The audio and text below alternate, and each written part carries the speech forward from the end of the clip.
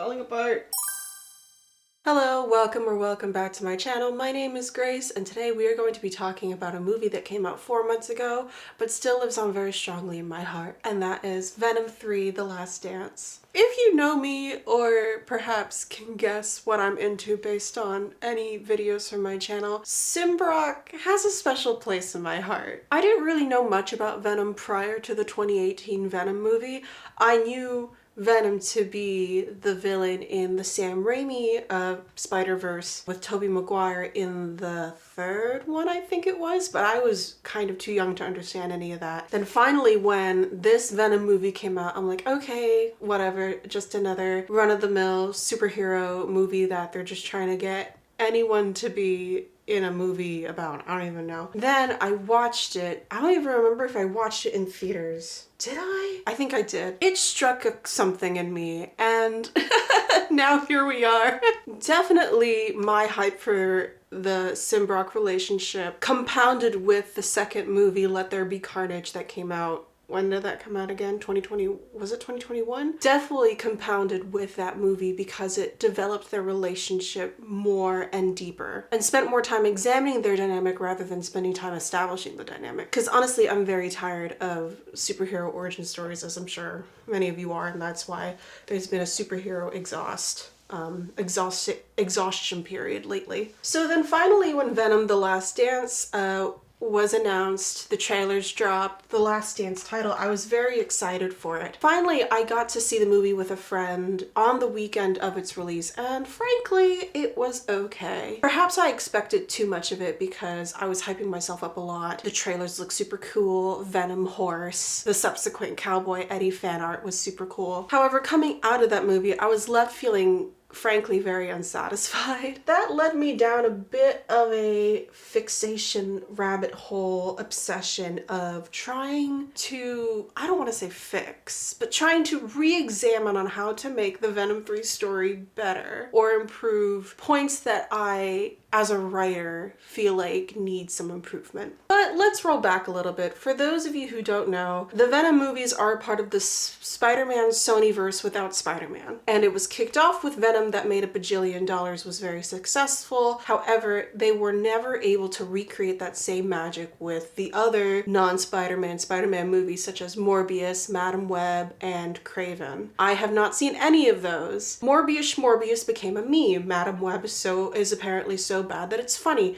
Kraven is there, and that's about it. And I believe with Kraven, that is the last installment of this non-Spider-Man Spider-Man universe that Sony is trying to attempt. It's so weird. I think I heard somewhere that they could have had Spider-Man in it. I don't even know. But with the Venom movies, these have always been consistently the ones that actually make money. And to be honest, it's not hard to see why. We have Eddie Brock, played by Tom Hardy, in a dynamic duo relationship with Venom, I believe also voiced by Tom Hardy. As far as I know, with the other Spider-Man, non-Spider-Man movies, they don't really have that dynamic duo relationship, that bickering, that chemistry to really prop up these characters on their own. And that has always been like the consistent criticism that I've seen throughout the other movies. Because to be honest, what better way to show a character than having other characters react and engage with them? And not just having side characters, but someone else on their level to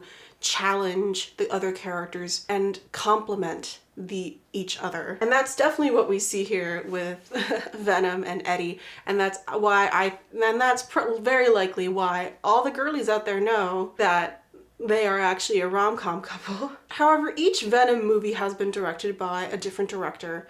Personally, my favorite is Venom 2: Let There Be Carnage, which was directed by Andy Serkis. I'm so sorry I forgot the name of the director who directed Venom 1, but Venom 3 is actually the directorial debut of Kelly Marcel, and she was a writer on all 3 Venom movies previously. To be honest, as much as I perhaps think that this movie's weak points are perhaps due to this being a directorial debut, and quite a huge one considering this is a superhero movie budget level wise and such, especially as a third installment, there's a lot riding on this, as well as Sony's desperate attempts to try and connect itself to the MCU. My perception of what led to these weak points is perhaps I hate to say it, but I'm gonna say frankly, the inexperience of the director, but I think it's mostly the fact that this is a franchise movie, the third in its series,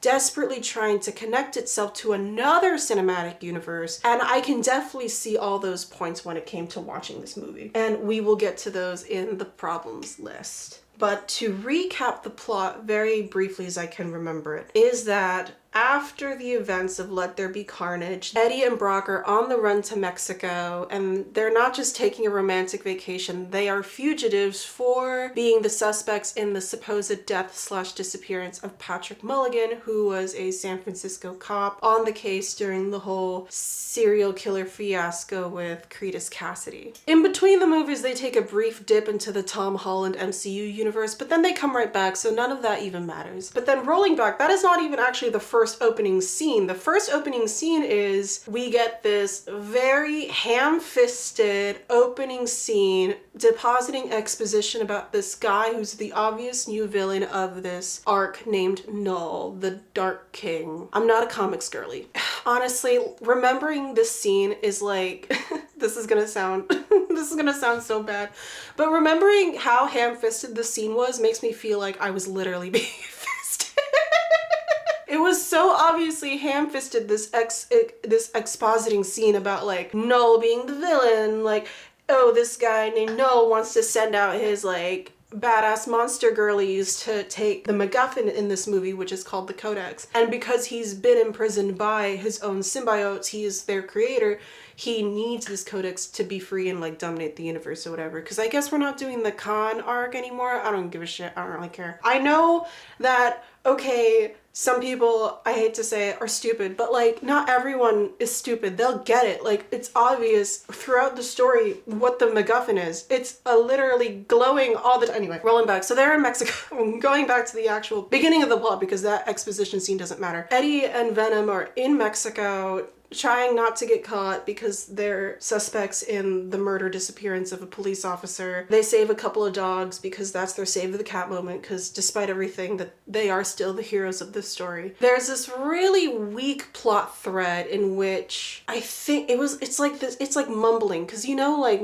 audio in movies sucks ass nowadays. There's this weird mumbling about how like, okay, how can we clear our names? Let's go to New York for whatever reason, because I think Eddie knows a lawyer there who can help them get out of the situation or something or other. And New York becomes the focal point. However, when they try to hijack, I don't want to say hijack a plane, but when they try to like, what's the word? Surf a plane, I guess. They try to surf a plane from Mexico to New York. They get intercepted on the way by Venom's monster sisters. I forgot what they're called. Not xenomorphs.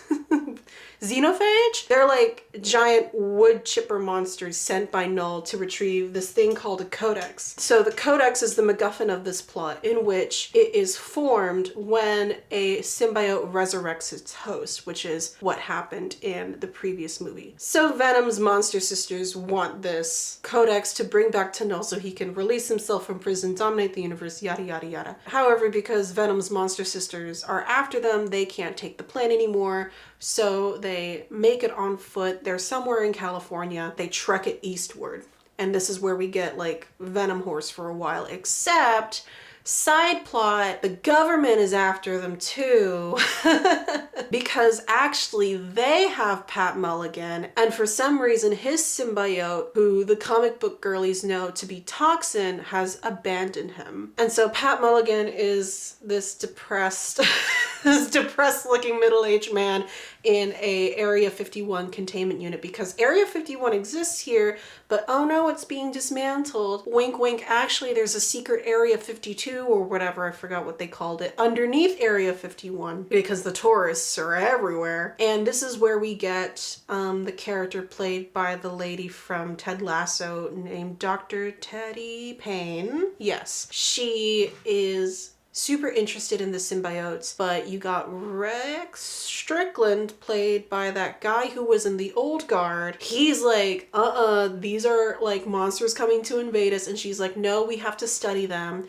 And poor Pat Mulligan is sitting there looking depressed, but they've basically introduced him to a new symbiote who I think is a movie original, who is like the snake-like symbiote, and that symbiote explains what we just saw in that first opening 5 minutes where, yeah, we imprisoned our creator Null because he sucked. But the one called Venom and Eddie, because they're so tight, they created the Codex, and now he needs that to release himself from prison. And that's why we have like giant wood chipper monsters after us. This puts the military guy and the science guys at odds with each other because one of them obviously wants to destroy the threat and the other one wants to study the aliens. Duh. Yeah, I don't remember the order in which they're presented because I didn't rewatch this movie, but I have the memory of a steel trap. So we're gonna continue. So as Eddie and Venom make their way across the desert, Eddie has like a bit of a crisis when he fights off the military guys and has to unfortunately kill one of them.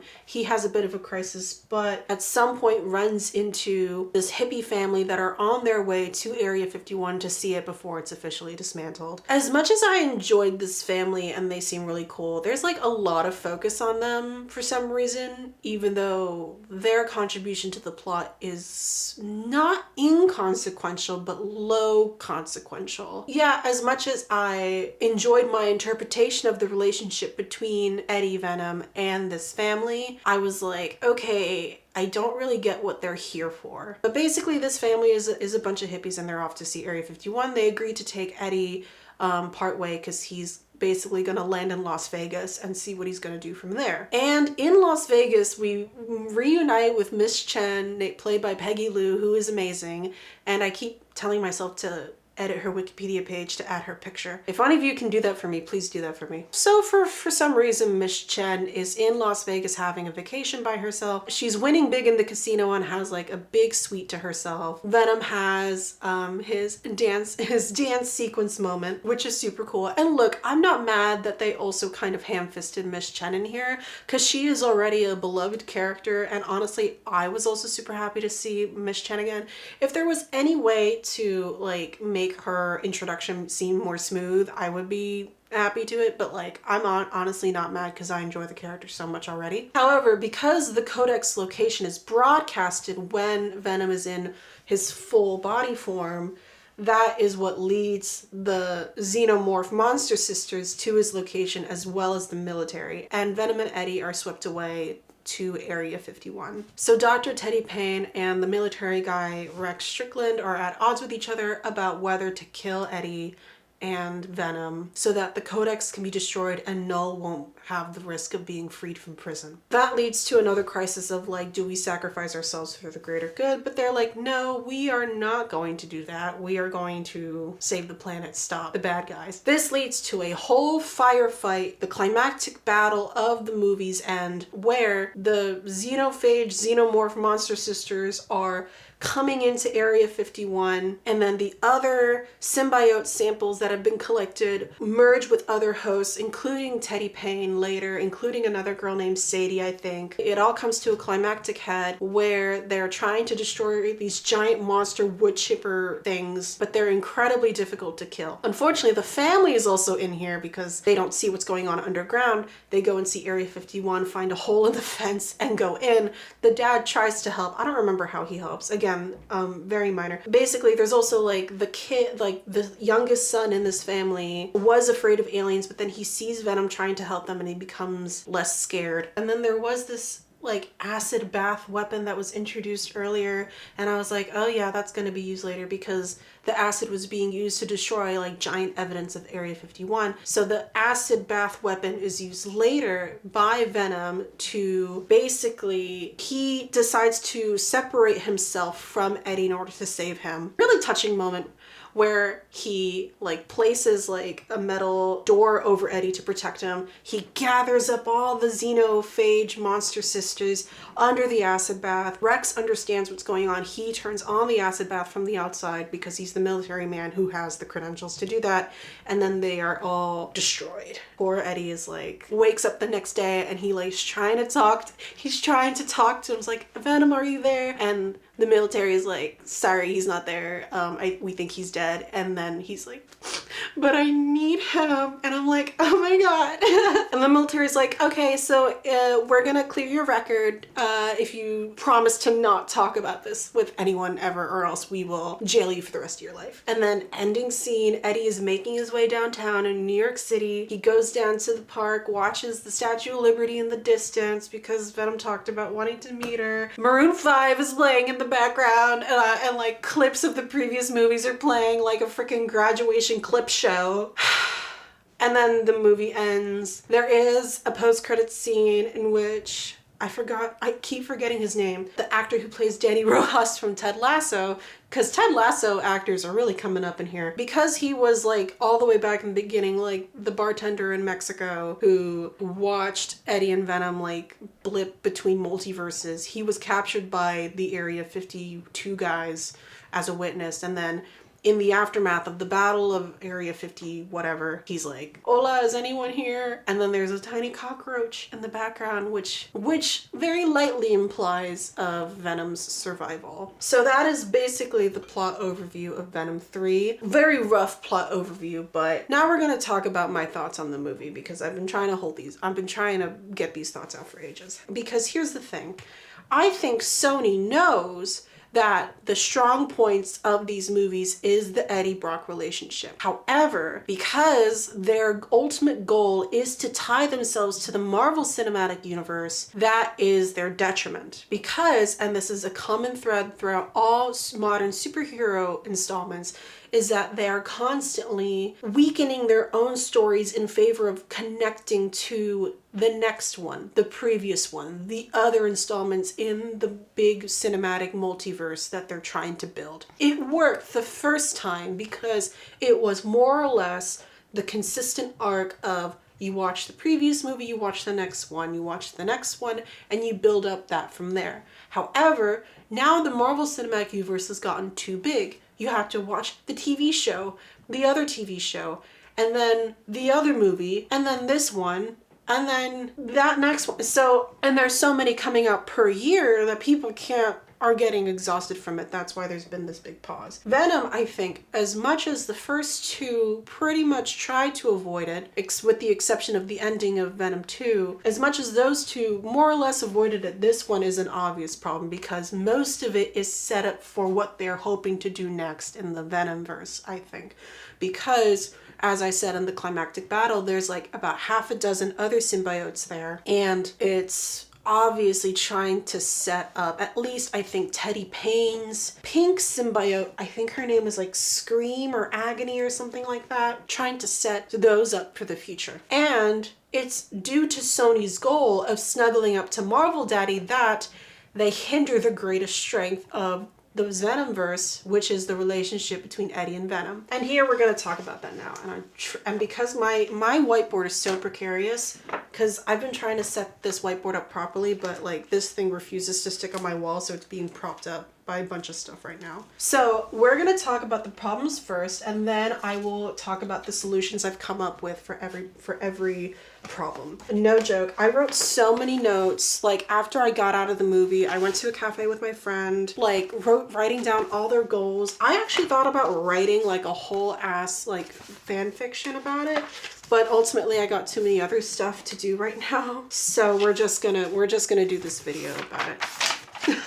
So the first problem that I have with the Venom 3 movie is that there are way too many side characters, not enough main characters. I'm sorry, my light is probably blocking this, but basically there are too many side characters and not enough time spent on the main characters because, as I keep saying, the strengths established by the previous Venom movies is the relationship between Eddie and Venom. And this movie following that has to be the continued development of the relationship. There are some points, especially when Eddie and Venom are riding with the hippie family on their way to Las Vegas, that I think they were really trying to touch upon it because Venom literally says, Eddie, I think you'd make a good father, because like the young boy is dragged on this road trip with his family to Area 51, but he's afraid of aliens. And then Eddie comforts him, and that's when Venom says, Eddie, I think you'd make a great father. When you think about that scene when Venom is in the nightclub in Venom 2, he talks about wanting to be out, wanting to be free, but he and Eddie are not in a normal relationship. relationship, they can't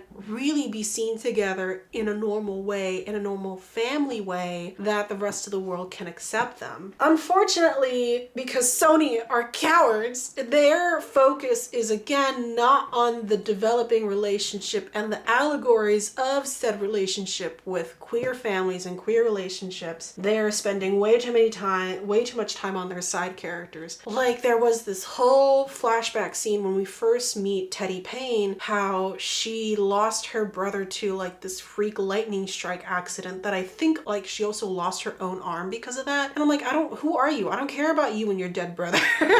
Like, if we got to know her more and then her tragic backstory is that her brother died in this freak lightning storm accident. Okay, you can't get me to care about this girl just because her brother died. I was more interested in her as like this scientist who's like towing the border of ethics and in her experiments. But then, I'm not kidding, like the first time we see her, she's like having this nightmare about her dead brother. I'm like, I don't care. Too many side characters. So my solution for that is to stick to the characters we know. As much as I would like to see new characters in the Venomverse, expand the Venomverse, we're not doing that because we have to conclude the arc of Eddie and Venom if the goal is to make it so that it seems that Venom is dead. So we have to conclude that arc before we get to the new main characters. If we cut out that flashback for her dead brother, that would save us so much time.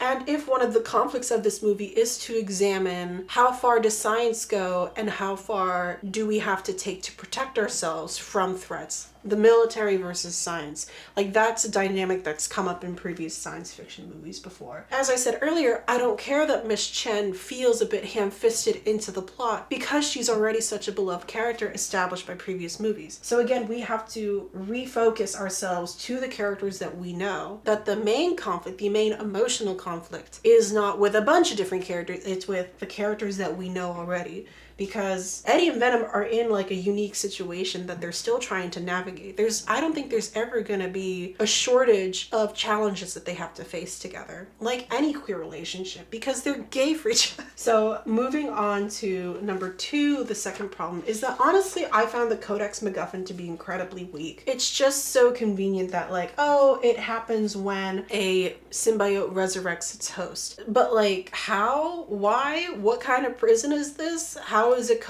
our Codex, like if Null created the symbiotes, did he also plan for the creation of codexes? And then when the symbiotes imprison Null, did they know that, oh, we must never resurrect our hosts because then codexes are formed and then that will probably risk his release from prison. Yeah, it's just incredibly weak. So I think according to the comics, like a codex is a different thing, not necessarily what the movies came up with about like resurrecting the host. Yeah, I just found it to be really weak. I will say, even though the MacGuffin itself is weak, it does present an interesting challenge because Venom can't be in his full body form or else the Codex is exposed and that puts Eddie in danger. So they are depowered and that is the challenge the characters have to face. This will lead into number 3, but basically we have to find a way to reconnect the Codex to the plot proper rather than something that just so happened to have happened in the last movie that low-key kind of feels tacked on. Like, I don't know how much they planned for, oh, Eddie almost died or died in the last movie, Venom resurrects him. Okay, we can use that as a jumping off point for the Codex because again, according to my memory and to the comics that I researched, codexes aren't really a thing about resurrecting the hosts. So that's why my solution has to be we have to change the Codex to fit with the plot proper, not what happened with the previous movie because, you know, some people might not have watched that. Ooh, you know, we have to connect the Codex to the plot proper because now that we're expanding the Venomverse and the symbiote verse, we have to find a better way to connect to the plot more, like its inception and what did the symbiotes expect when they imprisoned Null? Like, what is the Codex in regards to the greater symbiote plot of keeping their creator imprisoned.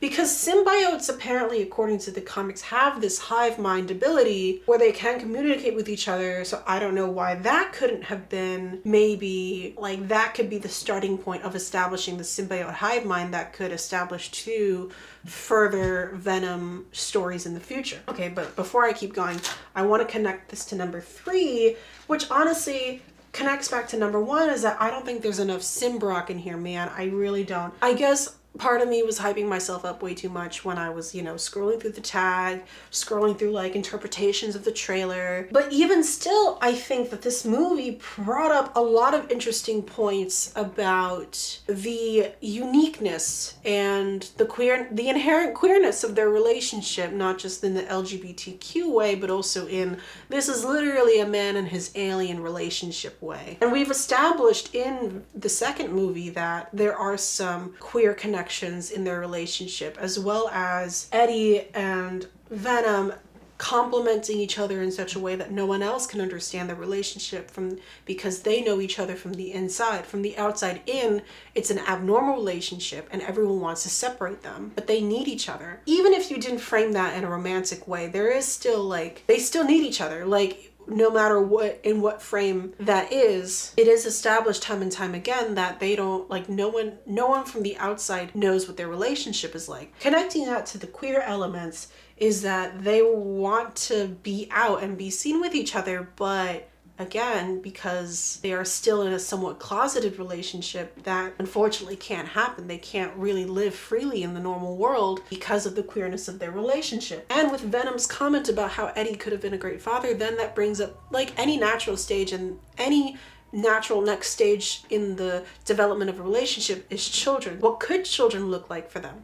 That brings me to, I think, my number 1 solution for this movie is Mpreg. Because this has comic precedence, Your Honor. So, my solution for the Venom 3 movie is to introduce Sleeper. Now, Sleeper is an established character in the Venom comics. They are a unique pregnancy in which, in the comics, to my recollection, Eddie unfortunately, I think, gave up the symbiote baby to whatever big pharma science corporation that was in the comics at the time. And Sleeper's ability is to produce all sorts of chemicals that can do all sorts of things. I believe they have enhancing abilities and debilitating abilities that they can secrete with their body chemicals or whatever. Sleeper is as much as Carnage and other such symbiotes are known to be quote-unquote children of Venom, Sleeper has always kind of stood out as the Eddie Venom child. Cause no joke, unusual pregnancy is in the wiki page. So that's why I think the solution is Mpreg. And that's why I think having Sleeper be some sort of key or some sort of main point of conflict in the movie is much stronger perhaps than the Codex. Now, perhaps Sleeper can be a type of Codex, or we can wiggle waggle our way to explaining why Null wants Sleeper versus this handy MacGuffin Codex that isn't really well explained. And having Sleeper as not just a point of conflict for the plot, but also a point of conflict for the main relationship, because accidental pregnancies are really tough to deal with, especially with an alien baby. Now, here's the thing. This creates an extra level of self-preservation for the characters for the sake of their unborn child. Because let's just say, this is my hypothetical rewrite, is that now it's not just a point of conflict for we want to stay alive, it's the point of conflict of we want to stay alive because we need to figure out how to raise this baby. And when you think about it, that makes Venom's sacrifice even more emotionally impactful, because he is not just saving Eddie, he's also saving the last part of himself in Sleeper that's still with Eddie and by the end. I feel like I'm not explaining this well, but please understand, I was actually really gunning for Sleeper to actually show up in Venom 3. Three of them. But yeah, I'm just gonna jump to number 4 before I keep like bringing down the mpreg point, which I still stand by the way. And I think this all connects to basically my main problem with Venom 3 is that it's overall very unfocused. Because we're trying to juggle Eddie and Venom's relationship, we are trying to juggle establishing Null as a new villain, we are trying to establish so many of these side characters for whatever other projects Sony has in store ahead for everybody. Also trying to juggle, trying to connect everybody to the MCU. I don't even think that the Spider-Man Sonyverse is barely connecting with each other, which is why I think just refocusing on what is actually the core strengths of the Venomverse movies, which is the established and challenged relationship of Venom and Eddie. And that's why the international markets got this movie to like $100 billion or whatever the hell it turned out to be. That is why, as I said in the beginning, the core strength of this movie is the main relationship. That's why we need to continue to focus on the main relationship, bring it to a natural concluding arc, such as in the noble sacrifice of Venom to save Eddie and their unborn child, before we can focus on other characters. And my last problem is, of course, Maroon 5 and... You know, this is actually a really easy fix, believe it or not, is you can just delete Maroon 5. Just delete them.